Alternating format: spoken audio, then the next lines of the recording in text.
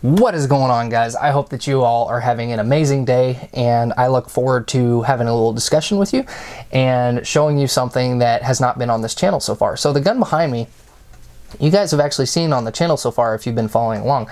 This is the Savage 12 Model FV that we have been shooting in a couple videos so far. We've done 2 sessions of load development with it in the factory configuration that it came in with the plastic stock on there. So we just recently threw on this MDT LSS XL chassis, and we've done a little bit of shooting with it, but nothing on camera. So there is going to be more and more footage of this rifle on the channel, as well as the one that I'm about to show you, which we will also be able to throw into this stock. So the rifle that we're going to be directly comparing to this rifle in today's video is this rifle right here. This is a Savage 12 Model FV, exact same gun as the one behind me, except this one is not chambered in .308 Winchester. It's chambered in 6.5 Creedmoor. Now, I know 6.5 Creedmoor has been the hype for a little while now, and I tried to stay off the bandwagon, but I actually got this gun for like 200 bucks. I basically got it for free, actually, because I just traded a fella ammo to get this gun. So there was no money traded, basically. It was just ammo. And so essentially I got a gun that had less than a box put through it for next to nothing. So anyway, it was a pretty good deal in that sense. And I was astounded by the groups that this thing shot out of the box from a rifle that was basically like $200 if I had paid in cash. Now, this rifle shot okay. It wasn't fantastic, but it shot pretty good. So this one didn't disappoint me. However, this one really impressed me out of the box. So in this configuration, this is how it shot the groups that I am about to show you here in just a minute.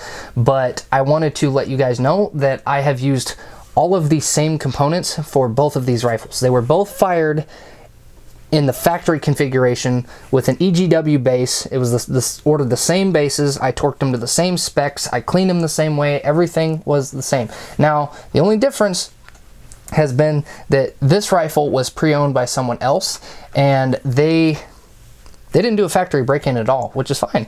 Normally rifles, they don't necessarily need it. I just kind of do it out of habit. But he just started putting rounds through it, and this thing shoots really, really good. So obviously it wasn't super detrimental. But aside from that, everything's the same. So this gun and this gun have both been fired with...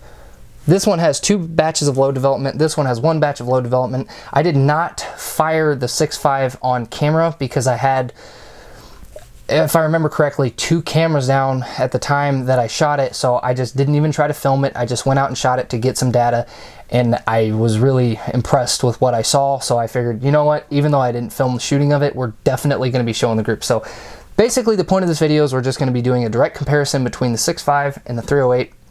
Let's work our way over to the bench and show you what we got. So we'll go ahead and start with the .308 since you guys have already seen this and you're going to be a lot more familiar with it for most of you. So the group average from the first batch of load development that we did with this rifle was with ELD-X bullets, the 178 grainers.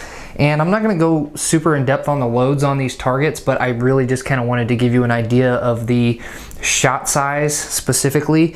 And on this one, it averaged out at about 1.310 inches over the 9 groups that we shot with this specific target. So this one was kind of mediocre. For the .308, I was kind of hoping a little bit more than that, but I, for some reason, tend to struggle more with .308 than other calibers. So for me, this wasn't necessarily unusual, but I was hoping to squeeze out a little bit better. So let's throw up the 175 grain Sierra Match King target and see how it did real quick. Alright, so the 175 grain Sierra Match Kings is on the next target here that we're showing, and this one grouped at about 1.204 inches on average out of the 9 groups that we shot.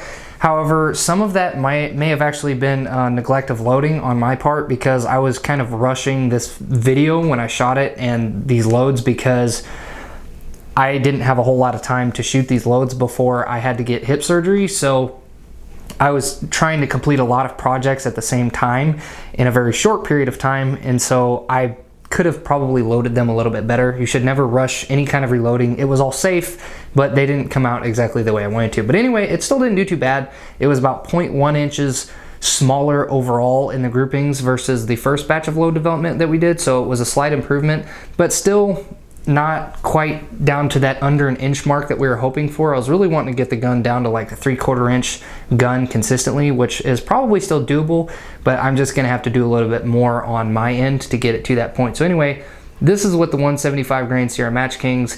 Now, next I'm gonna show you guys the 6.5 Creedmoor loads, and bear in mind, this is the same gun, same configuration. The only difference is the caliber. So let's take a look at that next.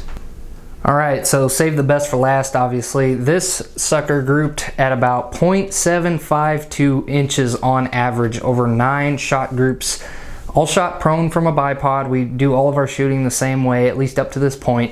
Everything's just been with a bipod in a bag, or bipod in a rear bag rather. But anyway, this is with 143 grain ELD-X Hornady bullets, and we shot H43 50 powder, Starline large rifle primer brass, which was brand new, and we also used CCI large rifle number 200 primers. Now we're probably actually going to be switching over to gold medal match federal primers, but we just haven't had the time to do it yet, and it's getting very, very difficult to get your hands on H43 50 powder right now. It's almost impossible. So we haven't really got the opportunity to play with this gun a whole lot, simply because it is so difficult to get the powder component part of it. But aside from that, you guys can at least take from this that right out of the box, using essentially what's like Hornady Precision Hunter ammo, has shot fantastic, which is actually what the previous owner was shooting through the gun, was that Hornady Precision preloaded, or factory loaded ammo rather, and he said that it shot really well. So I kind of based my hand loads off of that initial data, and clearly he was not wrong, because that bullet has shown to be pretty accurate. Now I'm going to pull up another target here in just a second that I shot a couple more groups on, just to kind of verify a couple of things, and we'll take a look at that real quick before we get back to the reloading bench and talk about it a little bit. All right, so some of these groups, 2 of them in particular, can actually be ignored. These 2 here are with the Thompson Center Compass, so don't pay attention to those. The rest of them were shot with the 6.5. These two, and these 2. All 6 of those were shot with the 6.5. And basically, this was actually me playing around with some of the same loads that we had just fired on the previous target, just kind of re-verifying them, but shooting them with slightly different shooting technique between 2 of them. So I'd shoot one load the way that I'd shot it before, see how it grouped, and then change my shooting technique, and then see how it shot the second time, and if we would get the same size group or something very, very similar. So anyway, that does kind of throw in an added variable, but the point is, even with changing up my technique and kind of experimenting a little bit, we still shot inch group, 3/4 inch group, half inch group, 3/4 inch group. That group pretty much sucked. This one was another half inch group, and that's the one that we're probably going to stick with, because it's kind of a lower end powder charge, so we can kind of preserve our barrel life a little bit longer when we're just plinking at shorter, like short to mid-range distances.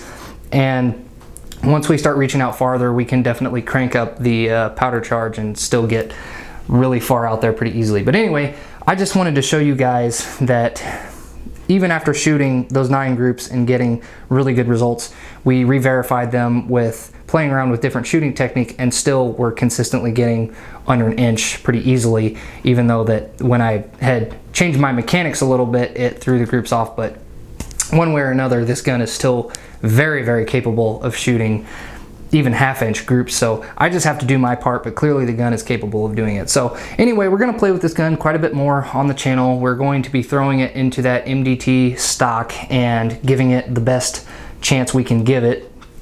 And I just wanted to kind of show you guys that we're going to be comparing these 2 rifles on the channel, and so far it looks like the 6.5 is winning, obviously, and it is capable of shooting some really good groups. The 308 we'll have to work on a little bit more, but that's okay. We enjoy shooting, so we will give it the best chance that we can give it. But anyway, I just want to say thank you guys for watching. I hope you got something useful out of this video, and I hope that you will subscribe if you want to see more. Hit the bell notification next to the subscribe button so that you will be more likely to get notified whenever I put up a new video.